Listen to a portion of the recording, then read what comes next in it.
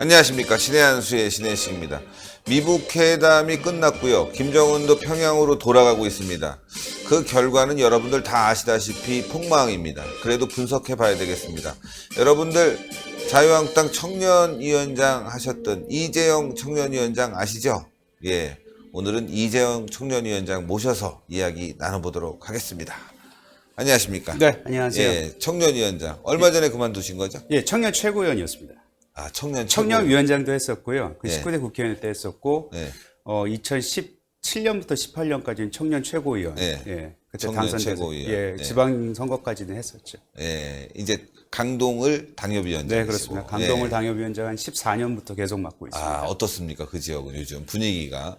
많이 바뀌었어요, 사실은. 지방선거 끝나고 나서는 뭐 아시다시피 뭐 얼굴을 못 내밀고 다닐 정도로 저희에 대한 뭐 이런 악평들이 많으셨는데 요즘에는 그 힘내라 뭐 이렇게 응원해 주시는 분들도 부쩍 늘었고요. 예. 제가 지난달에 그 강동을에서 저희가 합동 그 신년 인사회가 있었는데 그 어느 때보다도 많은 주민들이 와주셨거든요. 그 예. 당원들이.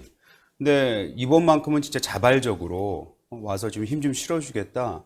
이런 말씀들을 많이 해주셔서 밑바닥 민심은 많이 변하고 있지 않은가 지금 그렇게 감지되고 있습니다. 예. 19대 국회의원을 했고. 네. 예. 청년위원장. 또 청년 최고위원. 네. 예. 지금은 이제 당협위원장으로서 활동하고 계시는데 또 외교 안보 전문가잖아요. 제가 이제 국회의원 19대 되기 전에 네. 그 다보스 포럼이라고도 좀 잘 알려져 있는데 네, 네. 거기서 이제 아시아 부국장을 이제 마지막으로 맡고 왔습니다. 네, 예. 그러다 보니까 뭐 아시아에 관련된 뭐 외교 안보라든지 또 여기 경제라든지 이런 부분들을 좀 다루다 보니까 뭐 감사하게도 저를 또 전문가로 봐주시는 분들이 많네요. 그러네요. 예. 아, 굉장히 뭐 젊으니까 사실은 이제 외교 안보하면 경륜이 있고 이렇게 생각하시는 분들이 많겠지만 사실 또 다보스 포럼에서 활동을 했기 때문에 네. 당연히 외교 안보 전문가고 네. 또 자유한국당에서 그러니까 영입을 했겠죠. 네. 또 제가 또 연대에서 석사학위를 하면서 예. 외교 안보 쪽으로 석사를 받았기 때문에 어느 정도 뭐 늘 관심을 가지고 있는 분야이기도 합니다. 예, 앞으로 신의에서 좀 자주 나와주시죠. 예, 불러만 주신다면요. 예. 오늘 첫 출연이거든요. 사실은. 네. 말씀도 잘하시고. 아유, 감사합니다. 예. 자, 이번에 예. 미북 회담을 바라보는 사람들이 이제 마음이 굉장히 졸였단 말이에요. 네네. 이게 잘못되면은 또 평화협정 체결되고 주한미군 철수하는 거 아니냐 이렇게 걱정을 했는데 네. 다행스럽게 이제 결렬이 됐단 말이죠. 네. 예, 향후 과정도 험난하겠지만 일단 네. 이번 미북 회담 어떻게 보셨습니까? 뭐 방금 뭐 말씀하셨듯이 폭망이죠. 네, 폭망. 폭망이죠. 그리고 이게 시작하기 전에 여러 전문가들이 그런 얘기를 했어요. 뭐 기억하시겠지만 이게 소위 말하는 빅딜이 될 거냐, 아니면 뭐 스몰딜이 될 거냐. 근데 아시다시피 외교가에서는 정상회담을 하면은 스몰이든 빅이든 무슨 딜은 하나 만들어내지 않습니까? 그렇죠. 그래서 아마도 스몰 딜이 아니겠느냐, 이런 정도의 이제 예측을 했는데, 그것까지도 안 됐단 말이죠. 예. 그래서 지금 미국에서 나오는 반응들을 보면 크게 두 가지, 요 이슈에 대해서는 두 가지가 나오는데, 예. 하나는 미국의 여야 할 것 없이, 정치인들 뿐만 아니고 전문가들조차도 이런 얘기를 합니다. 요번에 트럼프가 뭐 그 어느 것에도 사인 안 한 거는 차라리 잘했다. 네. 본인들 그 얘기는 폭망했다. 폭망했다. 네, 그리고 이 폭망했음에도 불구하고 트럼프가 아무것도 사인 안 하고 온 거는 그것만큼은 내가 인정해 주겠다. 이런 식의 지금 계속해서 의견들이 나오고 있고요. 그리고 트럼프 대통령인데 그거보다도 사실 미국 정가나 미국 내에서 나오는 얘기 중에 더 큰 얘기는 뭐냐면 그 원비어, 오토 원비어에 대해서 여기서도 좀 다루신 것 같긴 한데 네. 거기에 대해서 실언이라고 해야 될지요? 뭔지 모르지만 하여튼 거기에 대해서 김정은이가 몰랐다는 것에 대해서 그걸 믿는다 이런 식으로 얘기를 하지 않았습니까? 그거에 대해서는 지금 뭐 엄청나게 두들겨 맞고 있습니다. 예. 트럼프가 도착하자마자 뭐 그거에 대해서 해명을 했어야 될 정도로 원비어에 대해서는 아주 큰 실수를 한 것 같고 딜이 안 된 것 자체에 대해서도 지금 문제이지만 어떻게 김정은이가 그런 극악스러운 일을 했는데도 그거에 대해서 오히려 대통령이 가서 뭐 보호해주는 식의 그런 말을 했느냐라고 해서 지금 뭐 미국은 정치권 뭐 그리고 또 전문가 그룹에서도 들끓고 있죠. 예.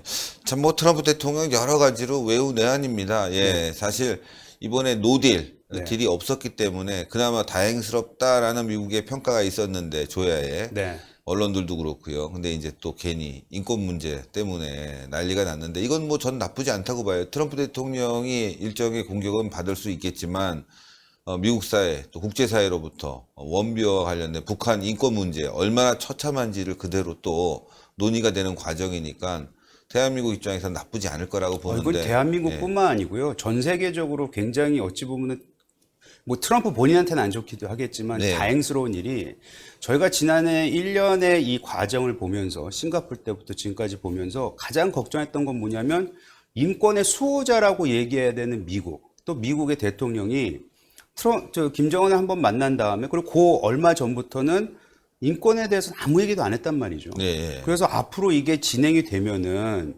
진짜 트럼프가 자신의 정치적인 그 이득을 보기 위해서 이 어떤 딜을 했을 때 인권에 대한 얘기가 아무것도 안 나오겠다는 걸 우리는 굉장히 걱정을 했었거든요. 근데 뭐 다시 말씀드리지만 트럼프한테는 안 좋지만 그래도 이 인권 문제가 다시 한번 부각된다는 그렇죠. 것에 대해서는 어찌 보면은 천만 다행인 거죠. 예.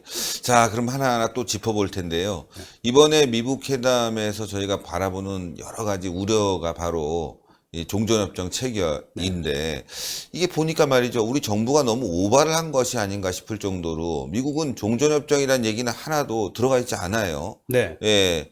이번 회담을 보니까 북한의 비핵화돼서 영변 플러스 알파 숨겨진 거 네. 얘기 나오고 있고 북한은 그것에 대해서 굉장히 당황한 것 같고 영변은 뭐 자신들 얘기로는 일부가 아니라 모두 해체라고 얘기하지만 그건 거짓말 같고요. 사실은 네. 그거 해봐야 큰 의미가 없는 건데 우리 정부의 문제점을 좀 짚어보고 싶은 거는 도대체 무슨 정보를 가지고 이번 미국 회담에 중재자 역할을 했나 이게 참 어처구니가 없습니다.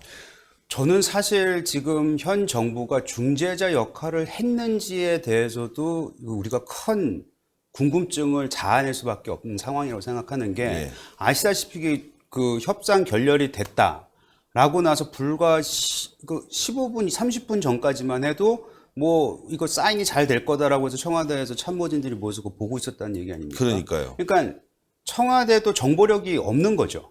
그러니까 그 뜻은 뭐냐면 미국하고의 이 대화가 정부에서는 계속해서 우리는 뭐 말을 잘하고 왔다고 얘기는 했으나 이것을 통해서 우리가 알 수 있는 거는 그 정도로 얘기를 잘했는데 왜 몰랐어? 이걸 지금 우리가 물어봐야 되는 거거든요. 그리고 어제 북한의 입장도 보면은 저희가 요번 이 노딜을 통해서 알아낸 확실한 건 뭐냐면 북한이 그동안 거짓말 해왔구나. 이게 여실히 드러난 겁니다. 뭐냐면 일단은 트럼프 대통령이 그 자리에서 영변 외에 그 알파라고 얘기하는 거 네. 어딘진 본인이 얘기하지 않았습니다. 근데 그 얘기를 했잖아요. 그 협상 결렬되고 그 기자회견 중에서 트럼프 대통령이 그런 얘기를 했단 말이죠. 우리는 북한에서 매우 잘 알고 있다. 그리고 플러스 알파에 대해서 얘기를 했을 때 북한 쪽에서 오히려 좀 놀란 것 같더라. 네. 이런 얘기를 했단 말이죠. 그렇죠. 그 뜻은 이미 미국은 다 알고 있다는 얘기예요. 어느 정도까지는. 그러면 우리가 물어봐야 되는 건 그러면은 우리나라 정부는 그걸 몰랐느냐? 몰랐다는 것도 문제고 알고 있었음에도 불구하고 만약에 요번에 딜이 잘 돼서 그러니까 잘 됐다는 거는 그들의 입장에서 봤을 때 어떤 딜이 협상이 됐을 때 그것만 가지고 비핵화가 이제 성공적이다. 라고 얘기했을 수 있던 가능성도 지금 남아있는 거 아닙니까? 그렇죠. 그렇기 때문에 지금 정부가 하고 있는 것이 만약에 이것을 우리 대국민 거짓말을 했다면은 그거는 글쎄요, 대국민의 우리가 정부에 가지고 있는 신뢰를 한 번에 무너뜨리는 그런 일이 아닐까요? 저는 그렇게 생각합니다. 아, 그러네요. 북한은 지금 뭐 비핵화 과정에서도 핵물질을 계속 만들어냈고 게다가 플러스 알파까지 있는데 우리 정부가 국민들에게 알리지 않고 마치 비핵화가 진행되는 것처럼 얘기했는데 그렇지 않았네요. 뭐 영변 하나뿐만이 아니라 곳곳에 숨겨진 이 북한의 핵시설, 핵물질 이걸 국민들에게 속였다.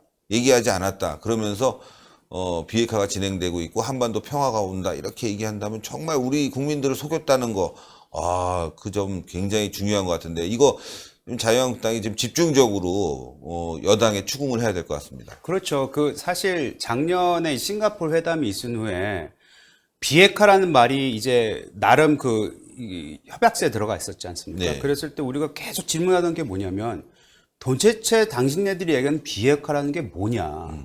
근데 제각기 다 비핵화에 대해서 다른 얘기를 했단 말이죠. 네. 근데 요번에 노딜이 되면서 북한이 생각하는 비핵화는 뭔지, 그리고 미국이 생각하는 비핵화가 뭔지, 또 우리가 원하는 비핵화가 뭔지가 어느 정도는 보여졌다. 요거에 대해서는 그거는 어찌 보면 가시적인 성과라고 생각을 합니다. 지금 그 김정은이 이제 방금 하노이를 출발하지 않았습니까? 예, 베트남을. 여기 시간 2시 반이었으니까 뭐 현지 시간 12시 반쯤 이제 떠났는데 아마 요번 상황을 가면서 이제 한 60시간 정도로 이제 다시 북한으로 그러니까. 돌아가야 되는데 매우 깊은 고민에 빠지지 않을까. 그런 생각이 좀 듭니다. 두 쪽 다 말이죠. 지금 미국도 그렇고 북한도 그렇고 이제 거의 벼랑 끝에 와 있는 것 같아요. 네. 예. 한쪽으로 떨어지면 이제 뭐 어떤 대격돌 이런 상황 아니겠습니까? 북한도 저번에 뭐 얼마 아니죠.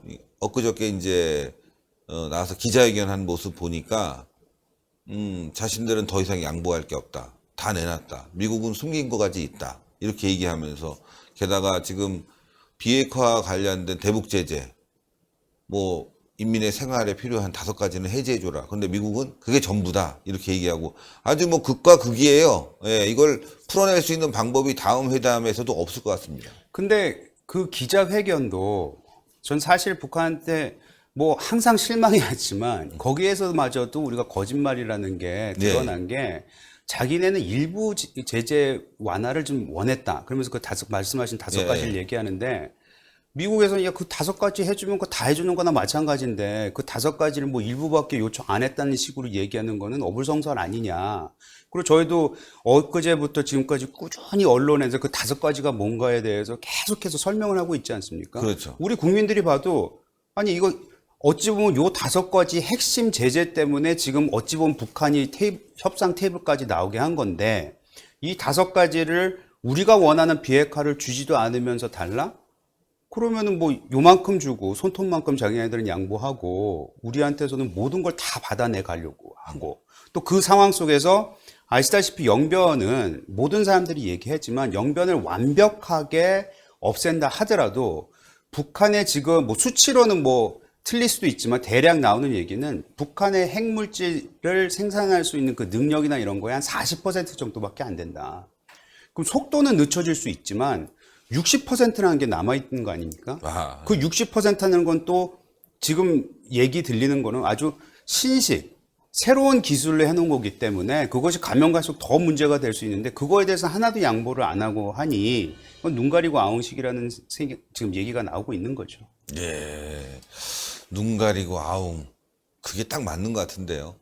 이게 서로 협상을 하게 되면 솔직하게 해야 되는 거잖아요. 그렇죠. 집 살 때도 그렇고 물건 살 때도 그렇고 알고 봤더니만 다 숨겨놓고 말이죠. 고장난 거 얘기 안 하고 있고 네. 추가 비용 얘기 안 하고 있고 사기치고 있는데 자기들은 이제 그걸 갖다 국제사회에 계속 미국이 약속을 어긴 것처럼 얘기하고 있으니 이런 것도 사실 외교적으로 상당히 결례 아니겠습니까? 결례죠. 결례에다가 뭐 결례라는 말은 굉장히 이제 점잖은 점잖은 점잖은 말씀인 것 같고요. 사실은 있을 수가 없는 일이죠. 아마 저는 제가 상상하기로는 트럼프가 그 알파를 얘기하면서 아마 그 협상 테이블에서는 야 저기에 뭐가 있지 않니? 저것도 없애라라는 얘기를 할 때 제 생각엔 그래요. 트럼프가 그 얘기까지 안 하고 싶었을 거예요.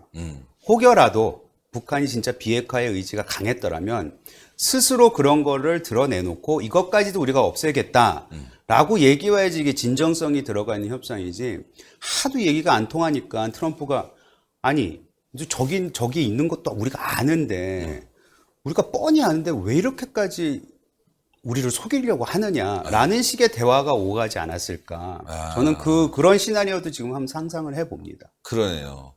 서로 솔직하게 대화하고 그거 사실은 있었는데 그것까지 알았어?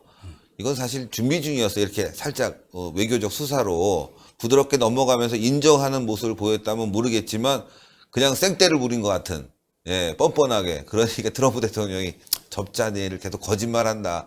이런 상황이 아니었나 싶은데요. 이런 거죠. 제가 뭐 협박을 할 때 요만한 칼을 들고 있으면서 협박을 하다가 야, 우리 더 이상 싸우지 말자 그러면 알았어. 그럼 내가 이 칼을 내려 놓게. 그나저나 내가 여기 아주 큰 칼이 있거든. 이것도 내려놓으니 나의 진정성을 인정해 달라라고 얘기하면 어느 정도 상대방한테 통할 텐데 그게 아니고 근데 저쪽에서는 빤히 알고 있는데 큰 칼을 뒤에 차고 있는 거를 그걸 보이고 있는데 거기에 대해서는 이런 방법 안 한다면은 상대편에서 그 진정성을 인정을 해 주겠습니까? 아마 그런 측면에서 아마 실무 협상에서는 그 얘기가 안 나왔을 수도 있어요. 근데 이렇게까지 나오니 또 게다가 무리한 요구, 즉 아까 말씀드렸던 그 5가지의 제재 완화까지도 완벽하게 완전하게 요구하니까 야, 얘네 해도 너무한다. 이런 생각을 하면서 그런 얘기가 나왔지 않았을까. 그런 상상을 좀 해봅니다. 트럼프 대통령은 지금까지도 대화는 이어질 수 있다. 계속 이제 사인을 보내고 있는데 사실 대화를 해도 별로 해소될 부분이 안 보인단 말이에요. 네. 예. 그렇다면 왜 트럼프 대통령은 계속 얘기를 하려고 하는 것일까? 특히나 원비어 부분 저렇게 김정은 편에서 얘기한 부분들이 또 오해를 살 수 있단 말이죠. 네. 어떻게 보십니까? 트럼프 대통령의 향후 행보? 그 트럼프 대통령이 이제 사실은 그 하노이에서 만나기 전에도 트럼프는 이미 벌써 그거에 밑밥을 깔고 있었어요. 여기서 한 번에 다 끝나지 않을 것 같다. 그래서 외교에 정통한 이제 미국에서 예. 그 전문가들은 그런 얘기를 했어요. 아마 지금부터 내년 대선, 그러니까 트럼프 대선 내년 11월이지 않습니까? 그때까지 한 2번 정도는 더 만났을 수도 있다. 이런 얘기까지 나왔던 상태이거든요. 근데 지금 그 사람들이 그렇게 얘기했던 것도 어떠한 스몰 딜이라도 만들어 놓고 한두 번은 더 만나지 않겠느냐. 이런 얘기들을 해왔는데 제가 봤을 때는 지금 결렬이 됐기 때문에 지금 앞으로 나가는 게 굉장히 쉽지가 않을 거고요. 그리고 또 한 가지, 지금 트럼프가 이제 끝나고 나서 문재인 대통령께 전화해서 이거를 좀 중재자 역할을 해줘라 라고 얘기를 했다는 거 아닙니까? 근데 그것이 이렇게 보냐 저렇게 보냐 틀린 이 뉘앙스가 중요한데 저는 오히려 트럼프가 그 공을 일단 북한한테 한 번 던졌고 협상 결렬이 되면서 또 다른 공을 오히려 문재인 우리 정부한테 그냥 떠넘긴 게 아닌가. 그래서 우리만 마음이 바빠졌지 트럼프는 오히려 미국에 돌아가서 자신의 지금 문제점도 많잖아요. 그렇죠. 예, 지금 누구죠? 코엔이 나와가지고 정문회에서 여러 가지 얘기를 했는데 그게 사실은 그날 있었던 거 아닙니까? 코엔이 미국 시간으로는 화요일, 수요일, 목요일인가? 3일 동안을 이거를 한 겁니다. 첫째 날은 상원에 가서 비공개로 왔고 또 우리가 아는 이제 문제된 거는 다음날 하원에 가서 공개 발언을 한 거거든요. 근데 그게 딱 이 하노이에서 대담을 할 고시기란 말이죠.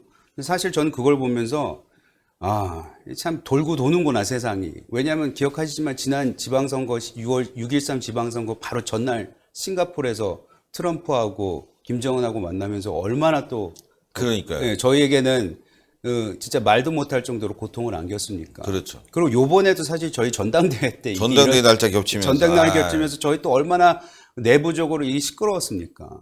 근데 그것마저 제가 뭐 100번 양보해서 뭐 세상의 일이라는 게 뭐 모든 걸 다 짜놓을 수는 없겠지만 우연의 일치라고 치더라도 한 가지 확실한 건 뭐냐? 이렇게 되면서 최소한 미국의 지금 민주당이 장악하고 있는 미국 의회에 아이디어는 준 거예요. 왜냐하면 코엔을 의회에 불러서 청문회를 하겠다는 거는 트럼프가 지난달에 얼마 전에 있었던 그 스테이트 오브 더 유니언 그 대국민 담화 그거 이후에 일어난 걸로 알고 있거든요. 스케줄 잡은 걸로 알고 있거든요. 그러니까 사실 그 미국 의회에서는 그래 너 가봐라.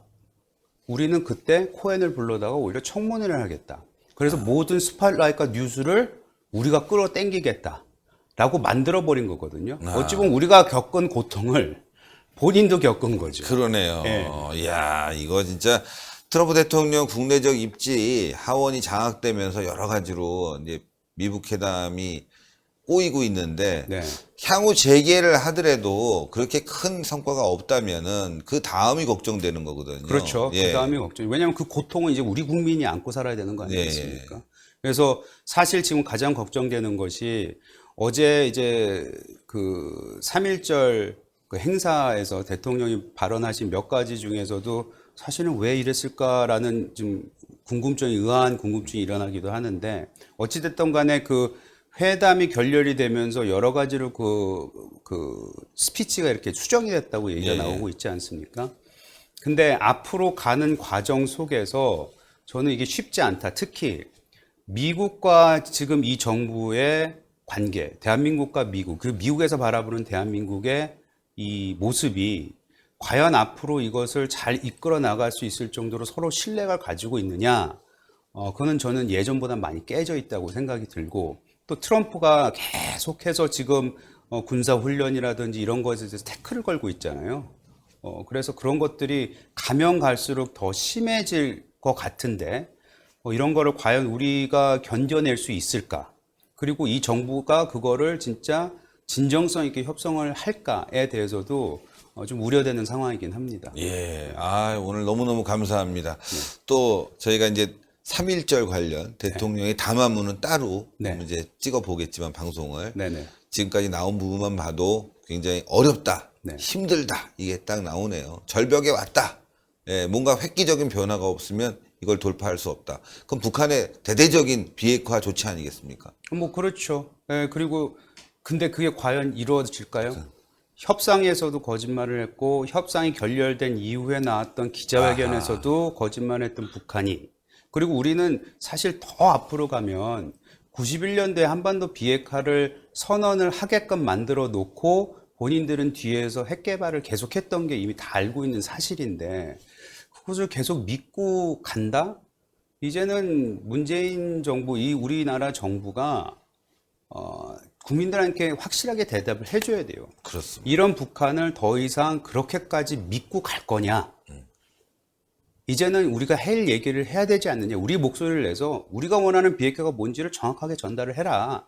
라는 부분을 우리 이제 국민들이 물론 자유한국당이 앞장서서 하려고 노력을 하겠지만 우리 국민들이 이제 그런 인식 속에서 계속해서 꾸준히 정부한테 요구를 해야 되는 시점이 아닌가 그런 생각이 좀 듭니다. 예, 아주 오늘 좋은 맥락을 짚어주신 것 같은데 앞으로 또 계속 이런 부분을 더 철저히 저희가 또 나오는 뉴스를 업데이트해서 보도하도록 하고요. 시청자 여러분들께 처음 나오신 거니까 자신의 소개도 좀 해주시고 예, 앞으로 신의 한수에서 많은 출연하실 텐데 그런 말씀도 좀 해주세요. 19대 국회의원을 지낸 이재영입니다. 지금은 서울 강동을 지역구에서 당협위원장을 맡고 있고 여러 가지로 지난 몇 년간 굉장히 힘든 시간을 지내왔습니다. 그럼에도 불구하고 뭐 우리 국민들, 우리 주민들이 계속 응원해 주셔서 여기까지 왔는데요. 사실 신의 한수가 오늘 첫 출연이긴 하지만 제가 봤을 때는 신의 한수에 나와서 좀 평소에는 하지 못하는 말 이런 걸 좀 시원속스럽게 얘기할 수 있는 기회가 된 것 같아서